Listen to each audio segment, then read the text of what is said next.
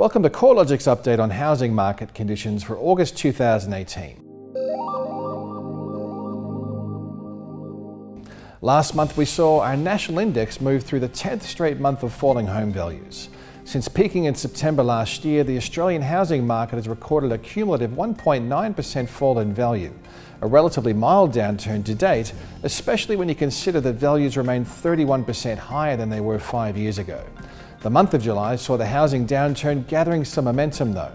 On a national basis, the 0.6% month-on-month fall was the largest decline since September 2011, and the rolling quarterly change at 0.9% hasn't been this low since January 2012.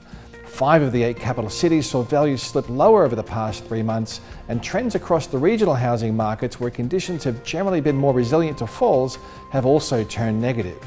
The weakness in dwelling values is being driven by the long-running declines in Perth and Darwin, along with an acceleration in the rate of decline across Sydney and Melbourne. Outside of these cities, growth rates are generally slowing as tighter credit conditions broadly dampen housing market activity. Across the capital cities, Melbourne has been leading the downturn, with the quarterly rate of decline outpacing Sydney since May this year. Melbourne dwelling values were down 1.8% over the past 3 months, followed by Perth, which was down 1.5%, and Sydney, where the market was down 1.1%. Melbourne's decline phase commenced 5 months later than Sydney's, with the market peaking in November last year. Since that time, Melbourne dwelling values have fallen by 2.9%, while in Sydney, where values peaked 12 months ago, the market's down 5.4%. Those cities where values continue to trend higher have also seen a sharp reduction in the rate of capital gain. In Brisbane and Adelaide, where housing values are rising at a more sustainable pace over the last 5 years, the annual rate of capital gains has weakened. In Brisbane, the annual rate of growth has eased from 2.9% a year ago to 1.2% over the past 12 months, and in Adelaide, the annual growth rate has dropped from 5.4% a year ago to just 0.7% over the most recent 12-month period. Even the Hobart market, where the annual pace of capital gains has held in double-digit growth territory since January 2017, is starting to slow down. Dwelling values were steady over the month, and the annual rate of growth slowed to 11.5%.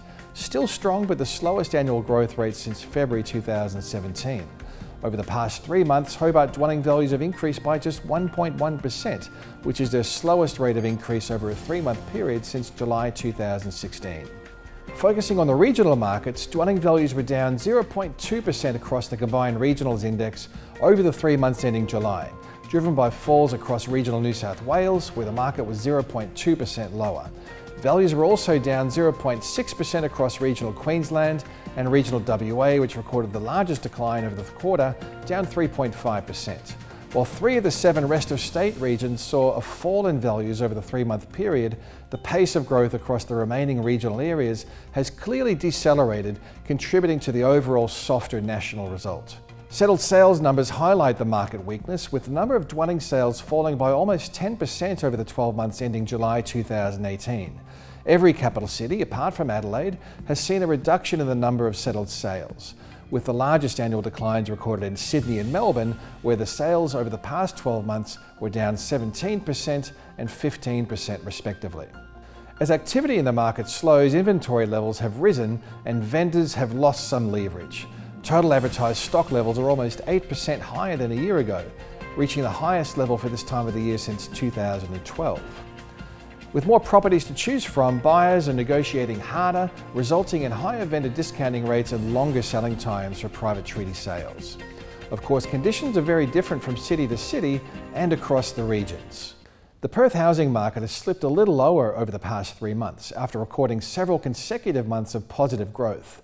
The 3 months ending July saw Perth values fall by 1.5%, which was the largest quarterly decline since August 2017.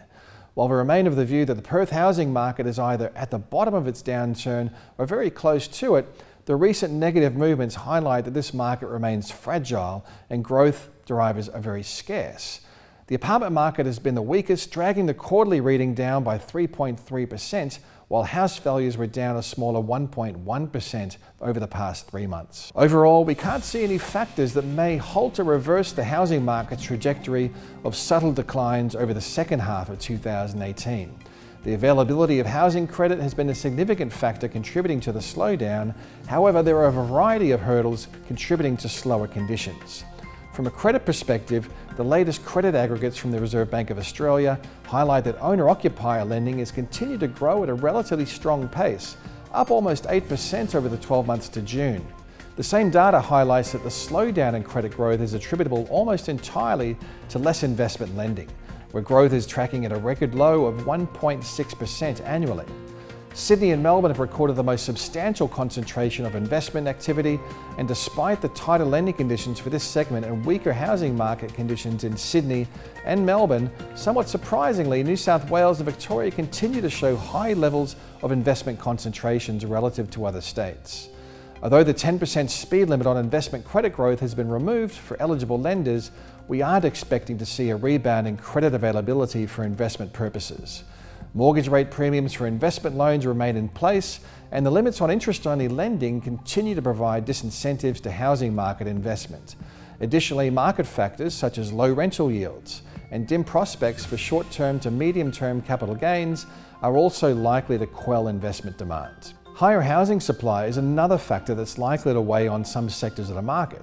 Unit construction remains well above average across most states and is at record highs across Victoria and South Australia, and only marginally below the record highs in New South Wales.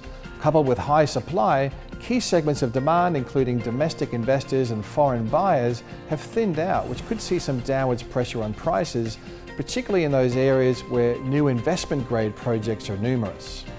Migration trends have also changed, which is likely to have both a positive and a negative impact on housing market demand.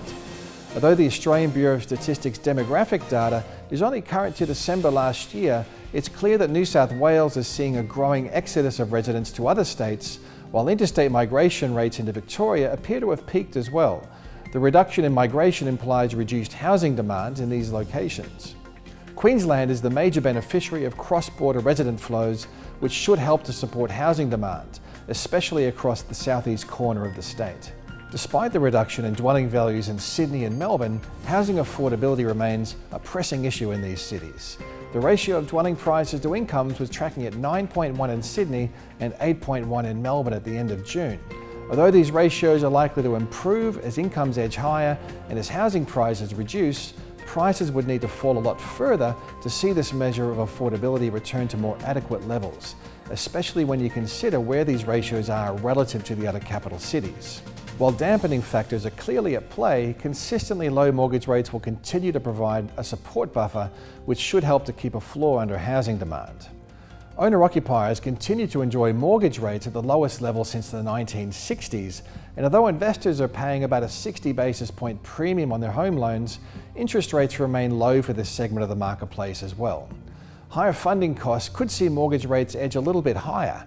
However, we would need to see mortgage rates rise by more than 150 basis points before returning to the 20-year average of 6.8%.